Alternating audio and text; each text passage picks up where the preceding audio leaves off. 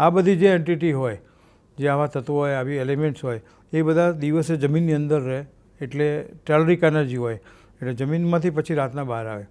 તો તમારા માણસના બોડીમાં ક્યાંથી જાય? માણસના બોડીની અંદર આવી એનર્જી એના મૂલાધાર ચક્ર મારફતમાંથી જાય. મૂલાધાર ચક્ર એનું 2 પગની વચ્ચે હોય, જ્યાં આપણું ટેલ બોન હોય, એની બાજુમાં એનું મૂલાધાર ચક્ર હોય દરેકનું. તો ત્યાંથી બોડીમાં પ્રવેશે અને ત્યાંથી બોડીમાં પ્રવેશીને આજ્ઞા ચક્રનો કંટ્રોલ લઈ લે. એટલે આજ્ઞા ચક્ર એના કંટ્રોલમાં આવી જાય એટલે એ વ્યક્તિ ટોટલી ગાંડા જેવું થઈ જાય. અને પછી એ જે આત્મા એના બોડીમાં જે પણ વ્યક્તિનો આત્મા હોય એ પછી એની ભાષા બોલવા મળે, એના અવાજમાં બોલવા મળે, એના જેવું નોલેજ બોલવા મળે. દાખલા તરીકે જેના શરીરમાં ગયું હોય એ વ્યક્તિ અભણ હોય અને આ જેનો આત્મા એના બોડીમાં જે ગયેલો છે એ ભણેલો હોય તો ઇંગ્લિશમાં પેલો બોલવા મળે, કે બીજી કોઈ લેંગ્વેજો બોલવા મળે, એનામાં જોરદાર તાકાત આવી જાય વધારે પડતી.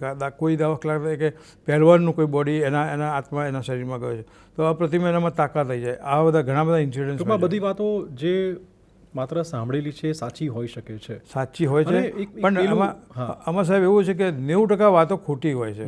એ એક જણને થયું એટલે અંધશ્રદ્ધા એવી થાય કે ના ભાઈ આ જગ્યાએ થાય જ છે. મલ્ટિપલ લોકોને મલ્ટી એક્સપિરિયન્સ થાય ત્યારે ત્યાં તપાસ કરી. આવા 10% જ કેસો હોય છે. એક પેલી ઢીંગલી આવે છે, તમે પિક્ચરમાં જોતા હો છો ને, એ ઢીંગલીના હાથ પર સોય મારે, પગ ઉપર સોય મારે તો એની અસર બીજા કોઈ વ્યક્તિને જે બહુ દૂર બેઠો છે એને થાય. આ બધી મેલી વિદ્યા સાચી વસ્તુ છે? હા, એ છે આફ્રિકન વિદ્યા છે, જેને વુડુ કહેવાય છે. WOODO વુડુ.